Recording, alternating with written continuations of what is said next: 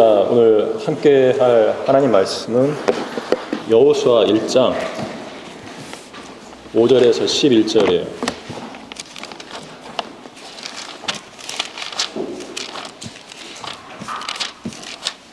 여호수아 1장 5절에서 11절 제가 받들어서 읽겠습니다. 내 평생에 내 앞에 설 자가 아무도 없으리라. 내가 모세와 함께하였던 것 같이 내가 너와도 함께하리니 내가 너를 단념하지 아니하고 버리지 아니하리라. 강건하고 담대하라. 이는 내가 이 백성에게 주기로 내 조상들에게 약속한 그 땅을 네가 그들에게 유업으로 나눠줄 것임이라.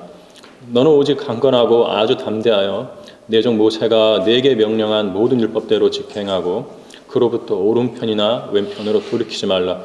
그리하면 네가 어디로 가든지 번영하리라. 이 율법책을 내 입에서 떠나지 않게 하고 주야로 그 안에 있는 것을 묵상하여 그 안에 기록된 모든 것대로 지켜 행하라. 그리하면 네가 너의 길을 번영하게 만들 것이고 네가 좋은 성공을 이루리라. 내가 네게 명령하지 아니하였느냐? 강건하고 담대하라. 무서워 말고 낙심지 말라.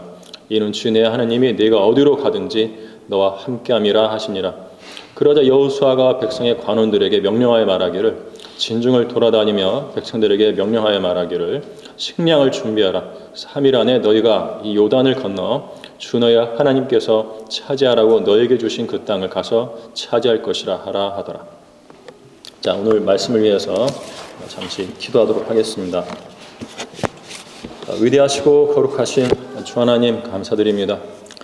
이렇게 주님께서 죄로부터 구원하신 학생들을 수요일 채플 시간에 모아주셔서 저에게 주신 말씀에 따라 함께 진리를 나눌 수 있도록 은혜를 내려주시니 감사를 드립니다.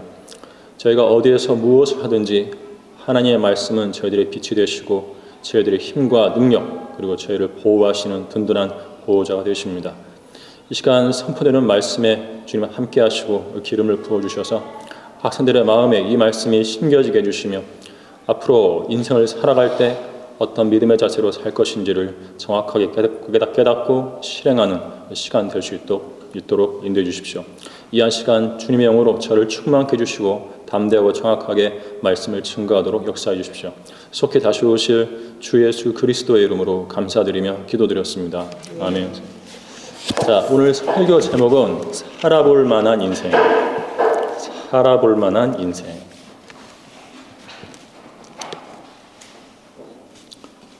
피곤한 날들이 그치지 않자 어느 날 식탁에서 가족에게 웃으면서 했던 말이 있어요. 나는 사는 것이 귀찮은가 봐. 이거 진심으로 한 말.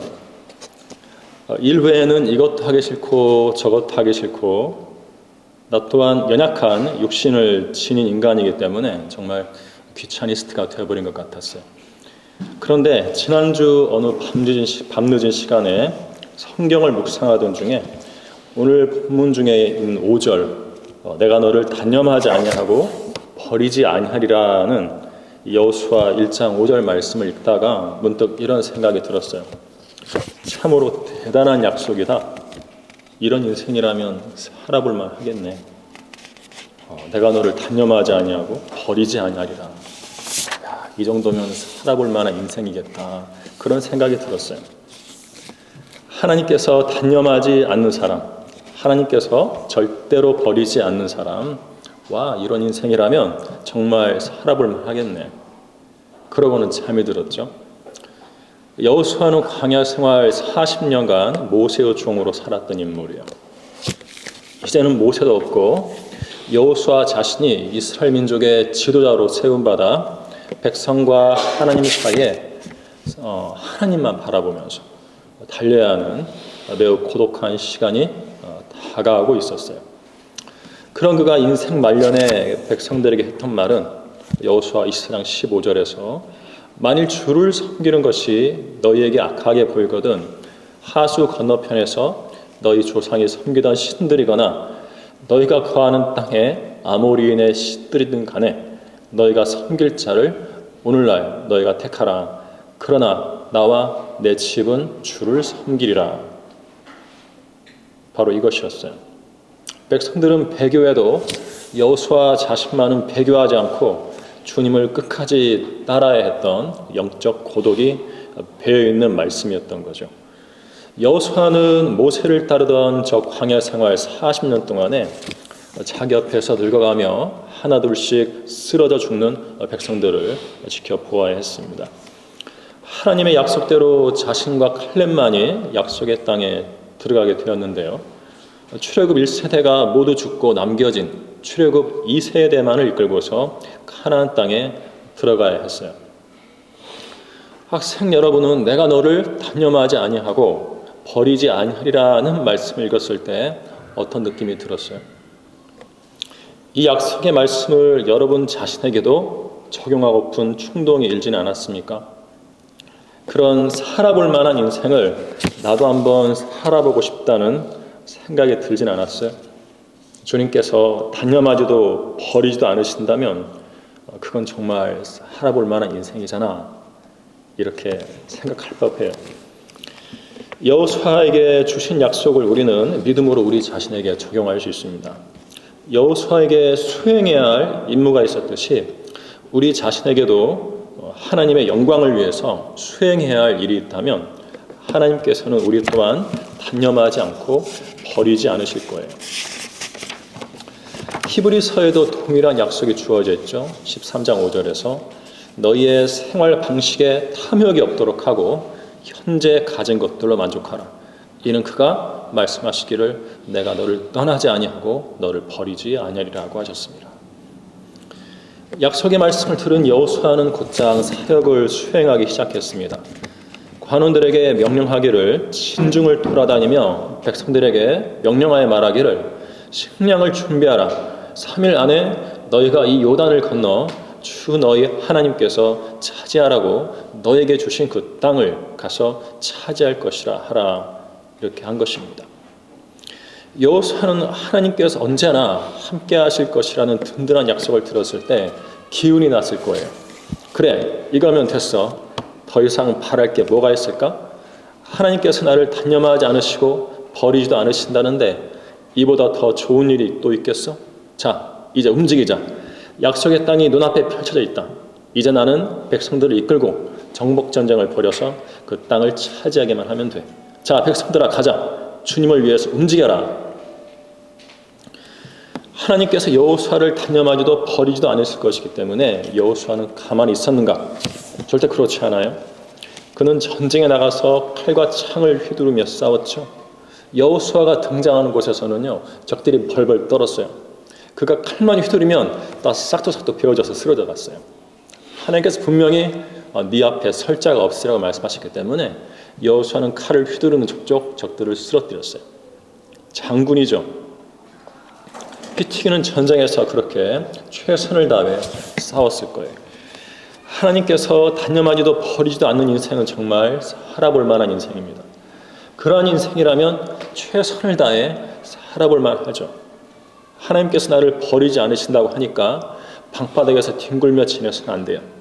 일어나서 예수 그리스도를 위해 무언가를 해야 합니다. 하나님께서는 게으른 자를 싫어하시죠. 데살로니가 후서 3장 10절부터 12절 이런 말씀이 있어요.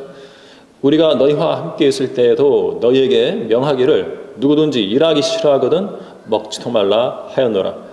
우리가 들으니 너희 가운데서 무질서하게 행하여 전혀 일하지 아니하고 참견 잘하는 자들이 있다 하니 이제 우리가 우리 주 예수 그리스도를 통하여 이런 자들에게 명하고 권하노니 조용히 일하고 자기 양식을 먹으라. 게으름 피우지 말고 예수 그리스도를 섬기는 일에 여러분의 인생을 바쳐야 합니다. 여호수아의 명령에 백성들은 가나안 땅 정복 전쟁을 위해 움직이기 시작했는데 각자 역할이 달랐죠. 어떤 사람은 여리코를 엿보러 가는 정탐꾼 역할을 했고요. 어떤 사람은 언약궤를 메고 요단강에 들어가 서 있는 제사장 역할을 했어요. 각 지파에서 선별한 12사람은 각자 돌 한 개씩을 어깨 위에 메고 물이 끊어진 요단 강바닥에 가져다 놓는 역할을 했습니다. 갈라진 요단강으로 무장을 하고 건너간 군인들이 있었는가 하면 그들 앞에서 여리코 성을 돌 때 양뿔나팔을 불던 제사장들도 있었어요. 우리는 하나님의 일을 할 때 모두 똑같은 일을 할 수 없습니다. 이 시간 이 강단에 세운 사람은 저예요. 여러분이 아니에요. 나 똑같은 일 할 수 없어요. 고린도전서 7장 20절에서는 각 사람은 부르심을 받은 그 부르심 안에 거하라고 말씀하고 있어요. 다른 사람이 하는 일을 부러워할 필요 없어요. 나를 부르신 그 자리에서 그 부르심 안에 거하면 돼요. 그것이 하나님의 뜻이고 나를 향하신 하나님의 뜻이고 그것을 성공적으로 실행하면 그 사람이 바로 성공한 그리스도인이 되는 거예요. 그 일로 칭찬받고 상을 얻고 천여만국에서 유업의 땅을 받아 다스릴 수 있는 거예요. 자, 그러면 그리스도인의 헌신과 관련된 로마서 12장을 펼쳐서 우리가 얼마나 다양한 일들에 부르심을 받을 수 있는지 살펴보도록 하겠습니다. 로마서 12장 1절부터 8절이에요.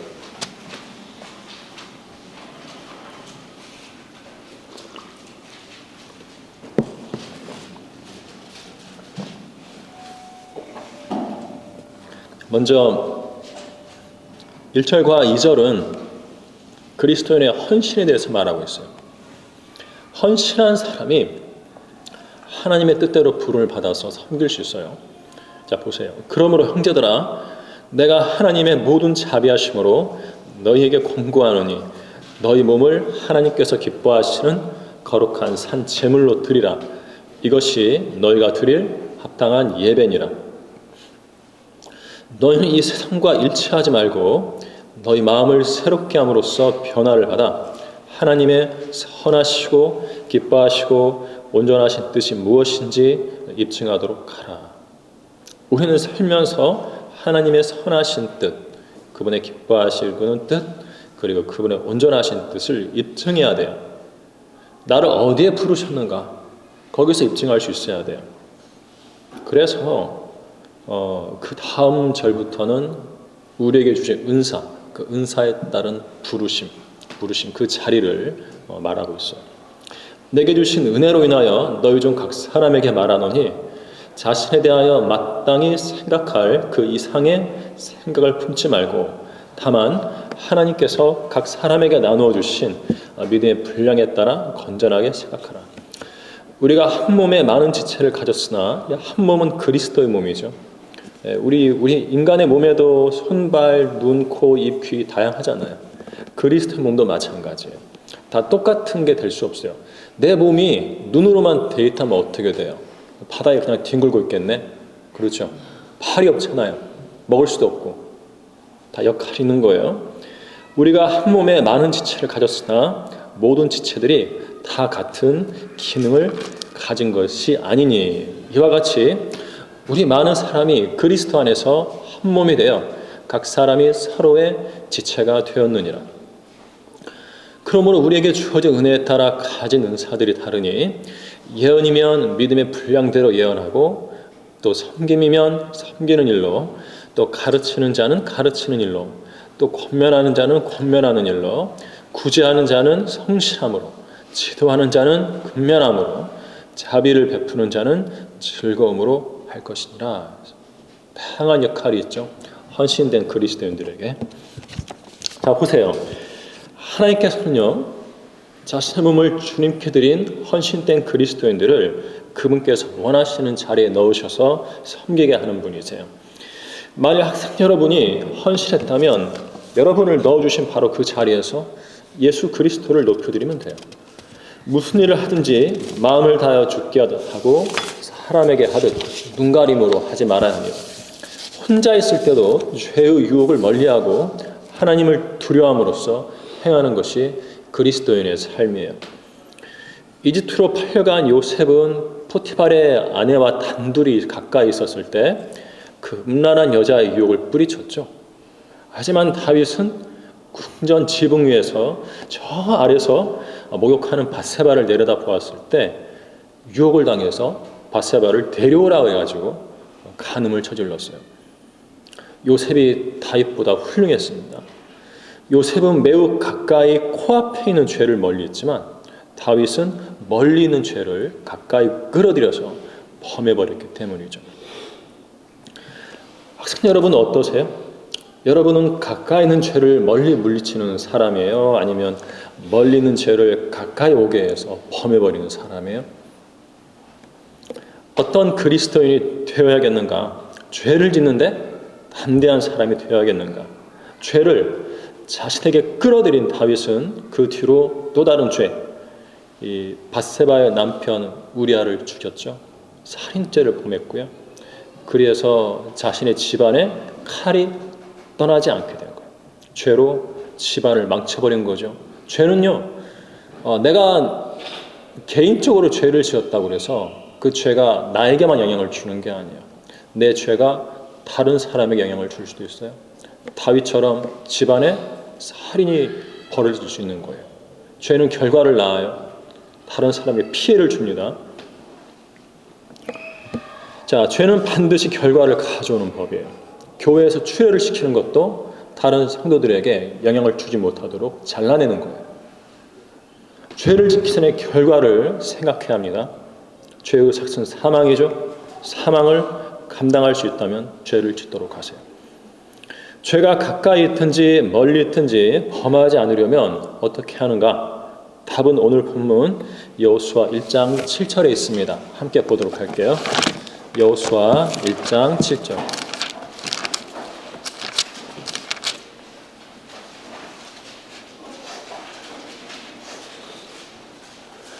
어떤 면에서 강건해야 하는가 보세요. 너는 오직 강건하고 아주 담대하여 내 종 모세가 내게 명령한 모든 율법대로 지켜 행하고 그로부터 오른편이나 왼편으로 돌이키지 말라. 그리하면 네가 어디로 가든지 번영하리라. 어떤 면에서 강건하고 담대하죠? 말씀을 지키는 점에서. 그래야 한다고 말씀하고 계세요. 하나님께서 앞으로 가나안 땅 정복 전쟁의 위대한 과업을 수행해야 할 여호수아에게 주신 명령은 오직 강건하고 아주 담대하여 모든 율법을 지켜 행하여 거기서 오른편이나 왼편으로 돌이키지 말라는 것이었어요. 오직 강건하고 아주 담대하게 죄를 지으라는 것이 아니었어요. 오직 강건하고 아주 담대하게 하나님의 말씀을 지키라는 거예요. 하나님을 두려워하지 않고 죄를 담대하게 짓는 사람은 하나님께 아무런 쓸모도 없는 사람이 돼요.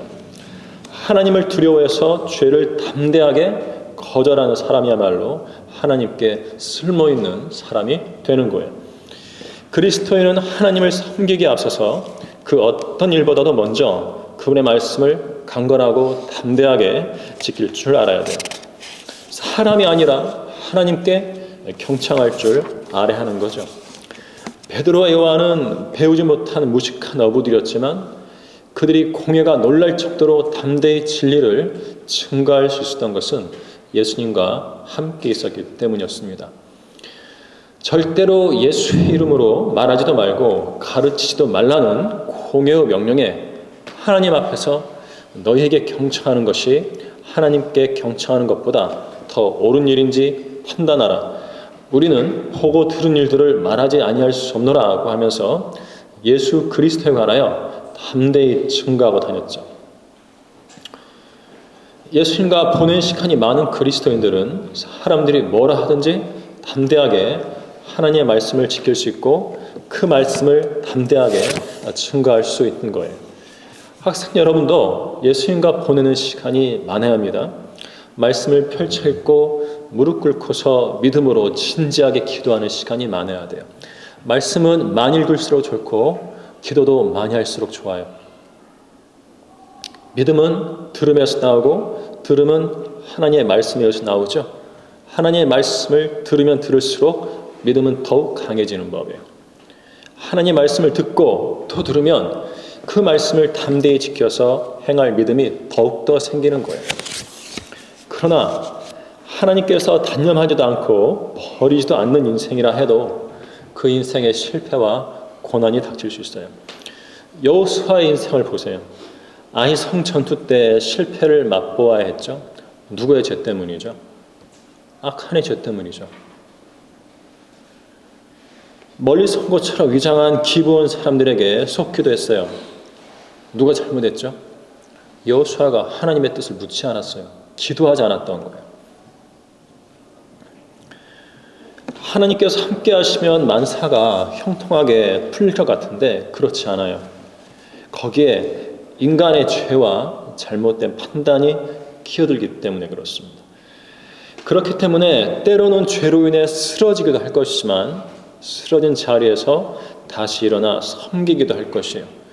죄를 지었다가도 다시 일어설 수 있다는 사실이야말로 하나님께서 나를 단념하지도 버리지도 아니하신다는 증거가 될 수 있는 거예요. 하나님께서는 죄로 실패한 그리스도인이 다시 일어설 수 있도록 돕는 분이세요. 그리스도인은 그러한 시험과 연단의 과정을 통해서 영적으로 성장해 가는 거예요. 하나님께서는 우리가 시험과 고난 없이 셋째 하늘에 이르도록 하지 않으십니다. 시험과 고난 속에서 우리의 믿음을 단련시키시고 성장시키시면서 조금씩 셋째 하늘로 인도하는 분이 하나님이세요. 군인도 전쟁에 참여해 봐야 진짜 군인이 될 수 있어요. 하나님은 우리를 그냥 놔두지 않으세요. 시험과 고난을 통해서 우리를 군인으로서 예수 그리스도의 훌륭한 군사로서 단련시키시면서 셋째 하늘로 인도하시는 분이세요. 고난의 때 뒤로 물러나면 안 돼요. 일어서야 돼요. 그리스도인 학생으로서 사는 것이 마냥 쉬운 일은 아닐 거예요. 여러분에게도 죄의 유혹이 있을 것이고 죄로 인한 징계도 있을 것이고 그로 인해 슬퍼할 수도 있을 것이고 심한 좌절감에 빠져들 수도 있어요. 그러나 하나님께서는 그러한 경우에 마냥 낙심해 있지만 말고 하나님의 뜻대로 슬퍼하라고 말씀하고 계세요. 다 함께 고린도후서 7장 10절 보겠습니다. 고린도후서 7장 10절이에요.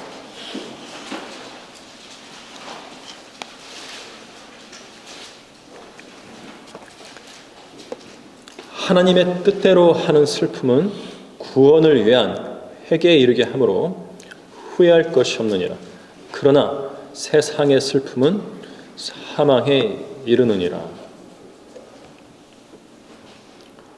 자신이 죄를 지었을 때 큰 실수를 범해가지고 일을 망쳤을 때 슬퍼하잖아요. 어떤 방식으로 슬퍼할 것인가 그걸 이야기하고 있어요. 자신이 저지른 죄와 실패를 자책하며 스스로 바로잡으려 하거나 슬픔에 빠져 계속 지나간 일만 곱씹고 있을 때 그것을 가리켜서 세상의 슬픔이라고 그래요.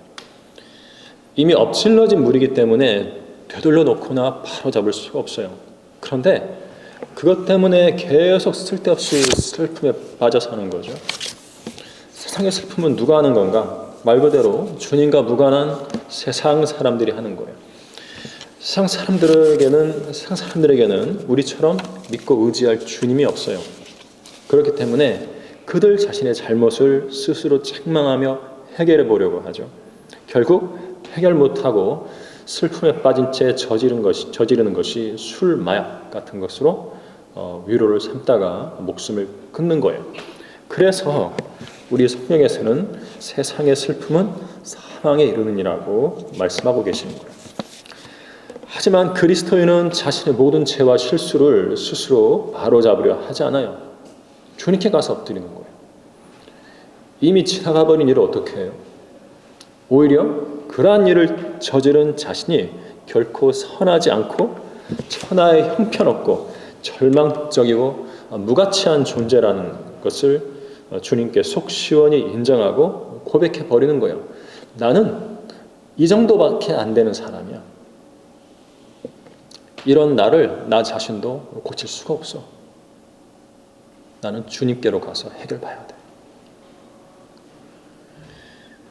주님, 저는 이 정도밖에 안 되는 인간입니다. 저는 제 문제를 스스로 해결할 수 없어요. 주님, 저를 도와주세요. 제가 망쳐버린 일을 주님께서 바로 잡아주세요. 저는 할 수가 없어요. 이것이 바로 하나님 뜻대로는 슬픔이에요. 하나님의 뜻대로는 슬픔은 구원을 위한 회개에 이르게 함으로 후회할 것이 없느니라 그 말씀하고 있죠. 앞으로는 혼자 고민하고 있지 마세요. 주님께 기도해서 주님께 모두 맡겨드리면 돼요. 살아계신 하나님을 믿고 그분께 모두 맡겨드리고 가벼운 마음으로 믿음의 길로 다시 달려가는 거예요. 그래서 그리스도인은 큰 잘못을 범했어도 잠시 슬퍼하다가도 평안하게 기뻐하면서 달려가던 길을 계속 달려가는 사람이 될 수 있는 거예요. 사도 바울은 그러한 그리스도인의 인생에 대해서 이렇게 말했죠. 뒤에 있는 것은 잊어버리고 앞에 있는 것들에 손을 뻗쳐 그리스도 예수 안에서 하나님의 고귀한 부르심의 상을 위하여 그 표대를 향해 쫓아갈 뿐이라. 빌립보서 3장 13절 14절 말씀이에요. 시험을 잘 못 봤어요. 어떻게 해요? 다시 볼 수 있나요? 이미 엎질러진 물이죠. 예. 이렇게 공부를 못하는 나를 주님 도와주세요. 주님께로 가야죠. 물론 모든 학생이 다 공부 잘하는 건 아니에요. 그렇게 만들지 않으셨어요. 하지만 우리 학교에 있는 이상 이전보다는 나은 성적을 성취하는 것이 우리 교육의 목표이기도 하잖아요. 좀 더 나은 사람, 인격적으로 그렇지만 실력도 향상되는 그리스도 학생. 그렇기 때문에 마냥 슬퍼하지 말고 주님께로 가서 이러한 나를 도와주시라고 간절히 매달려야 돼요. 뒤에 있는 것, 말하자면 지금까지 나의 마음을 붙잡고 있던 슬픈 과거를 잊어버리고 이제는 앞에 있는 것들에 손을 뻗쳐 주님께 상을 받을 수 있는 일들을 하면서 앞으로 달려가면 되는 거예요. 학생 여러분이 오늘 설교를 통해서 반드시 깨달아야 할 것은 한 사람의 그리스도인으로서 나와 항상 함께 하시며 나를 단념하지 않고 동행하는 분이 계신다는 사실은 매우 즐거운 일이라는 거예요. 최근 내가 사는 집 위층에 전세로 새 가족이 이사를 왔는데 그에게는 친구가 참 많은 것처럼 보였어요. 실제로 우연히 만났었는데 친구가 많더라고요. 21층, 나는 20층에 살고 그 사람은 21층에 살고 엘리베이터를 탔는데 21층 버튼이 눌려져 있길래 새로 이사 왔느냐고 물었더니 그 사람은 아니었어요. 자기는 그의 친구라고 했어요. 이사를 온 지 3일밖에 안 됐는데 그런 사람에게 아직 집안이 어수선할 텐데 친구 부부가 쌍둥이 아기들을 데리고 찾아왔던 거예요. 친구를 만나러 왔다는 남자 얼굴에는 그 친구에 대한 깊은 애정이 서려 있었어요. 그런데 지난 토요일에는 아침부터 정말 7시부터 애들 쿵쿵대는 소리가 몇 시간 동안 끊어지지 않았어요. 애들이 많이 와 있었던 거죠. 그래서 너무 심해서 항의하러 올라갔더니 집주인은 없고 그의 친구라는 얘가 문을 열고 나왔어요. 왜 집주인은 안 나오고 당신이 나오느냐고 했더니 오랜만에 친구를 만나러 왔고 친구는 볼 일이 있어서 나갔다고 했어요. 친구 대신에 친구 집에서 아이들을 봐주고 있었던 거죠. 대단한 우정이었어요. 집안에서는 또 다른 남성의 목소리가 들려왔어요. 그러니까 친구가 한 사람만 찾아온 것이 아니라 여러 명이 찾아왔던 거죠. 여러 명이 와서 잠도 자고 함께 놀았던 거예요. 그 사람에게 내가 왜 불편한가를 말해주었더니 친구에게 전해주겠다고 했어요. 그런데 그 남자의 얼굴에도 그 친구에 대한 애정이 스쳐 지나갔어요. 그날 오늘 설교를 준비하려고 교회로 운전하면서 오는 길에 생각했어요. 그래, 나에게는 예수님이 계시지? 그런 사람 하나도 안 부러워. 나에게는 예수님이 친구시니까. 진짜로 이렇게 고백했어요. 우리 그리스도인들에게는 인생의 파도에도 흔들리지 않는 한 친구가 계시죠. 풍랑이 거세게 이는 바다에서 배에 누워 평안하게 잠을 자던 친구가 계세요. 잠에서 깨어 꾸짖자 바람과 바다가 금세 조용해졌던 친구가 계세요. 우리는 그 친구께 우리의 모든 애정을 두어야 돼요. 그 위대한 친구께 우리의 모든 소망을 두어야 돼요. 그 놀라운 친구께 우리의 모든 신뢰를 두어야 돼요. 그 경이로운 친구께 우리의 모든 기쁨을 두어야 돼요. 사람을 기뻐할 생각하지 말고 예수님을 기뻐하세요. 세상 친구들은 모두 죽을 것이에요. 세상에 있는 모든 꽃들은 시들어 사라질 것이지만 우리의 친구 대신 샤론의 꽃 예수께서는 결코 시들지 않으실 거예요. 우리와 늘 함께 하시면서 어디서든 그분의 향기를 맡게 해주실 거예요. 세상 친구들은 모두 나를 떠날 것이지만 예수 나의 귀한 친구, 나의 절친한 친구께서는 나를 단념하지도 버리지도 않으실 거예요. 나와 영원히 함께 하실 거예요. 혹시 이곳에 마음이 힘든 학생이 있어요? 친구이신 예수님께 고충을 털어놓으시기 바랍니다. 여러분의 친구께 마음을 모두 털어놓으세요. 친구끼리는 못할 말이 없어요. 친구이신 예수님께서는 여러분의 기도에 귀 기울이시고 여러분의 고통을 헤아리시며 여러분을 위로해 주실 거예요. 슬픔 가운데서도 친구이신 예수님만은 기뻐하기 바랍니다. 그것이 여러분의 힘이 될 것이기 때문에 그래요. 약 2주 전에 있었던 일이에요. 숨어있다가 나와서는 나를 놀려먹고 사라지는 초파리 한 마리가 업무실에 있었어요. 집에서 음료를 담아온 물병 뚜껑 아래 붙어있다가 업무실에 와서 뚜껑을 여니까 뭐가 한 마리 확 날아오르더라고요. 초파리예요. 그 물병 안에 물이 들어있던 게 아니라 단 음료가 들어있었거든요. 그 음료 냄새를 맡고 뚜껑 밑으로 들어가서 이제 물병 안으로 들어가려고 이렇게 박혀있던 건데 여니까 날아온 물은 거죠. 업무실에 없던 초파리가 생긴 거예요. 자, 그 귀찮은 초파리 때문에 짜증이 좀 났어요. 그래서 집에서 아내에게 한숨을 쉬며 말했어요. 초파리 잡기 힘들잖아요. 안 잡히잖아요. 초파리 수명이 얼마나 될까? 알 리가 없죠. 아내는 추워지면 사라질 거야 라고 했어요. 그 정도는 나도 알아요. 내가 이 초파리를 얼마 동안 견뎌야 하냐 이거죠. 그런데 다음날 정수기에서 물을 받고 있는데 초파리가 내 앞에 얼씬됐어요. 나를 쫓아다니면서 약을 올리는 거예요. 근데 온수를 틀어가지고 뜨거운 물을 받고 있는데 물병 속에 검은 점 같은 게 둥둥 떠 있는 거예요. 봤더니 초파리가 빠져 죽은 거예요. 놀라운 일이 벌어졌어요. 자, 그놈은 바로 그날 죽은 거예요.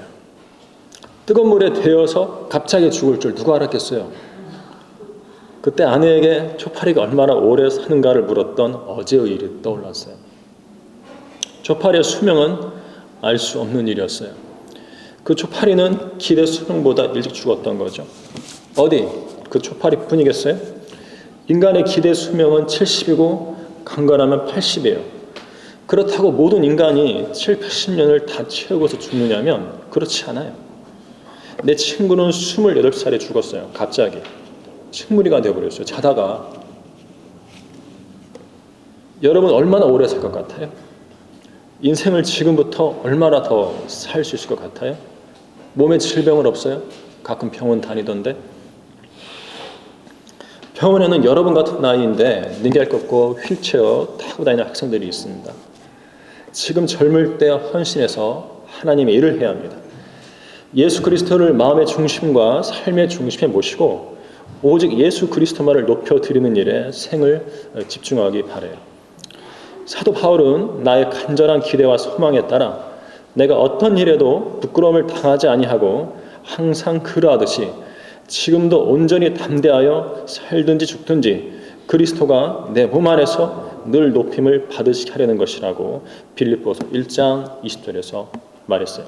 그리고 그대로 살았어요.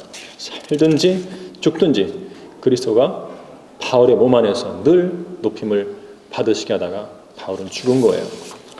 주 예수 그리스도께서는 여러분 안에 영원히 살아계십니다. 그렇기 때문에 여러분을 단념하지도 버리지도 않으실 거예요. 우리 그리스도인의 인생은 참으로 살아볼 만한 인생인 거예요. 그렇다면 우리는 앞으로 어떻게 해야 하는 것일까? 이 인생을 사는 동안 주님께 온전히 밀착해서 죄를 멀리하고 주님의 뜻을 행하는데 자신의 모든 것을 드려야 하는 거예요. 주 예수 그리스도를 높여드리는 일에 인생의 모든 것을 바치하는 것입니다. 주 예수 그리스도를 섬기면서 그 놀라우신 분과 동행하는 인생은 참으로 살만한 인생이 될 것이에요. 학생 여러분의 인생이 그런 인생이 되기를 바랍니다. 그렇게 해서 주 예수 그리스도께서 여러분 안에서 늘 높임을 받으시고 그에 따라 그리스도의 심판석에서 여러분들에게 칭찬과 함께 상을 주시기를 바라며 설교를 마치겠습니다. 자, 다 같이 기도하겠습니다.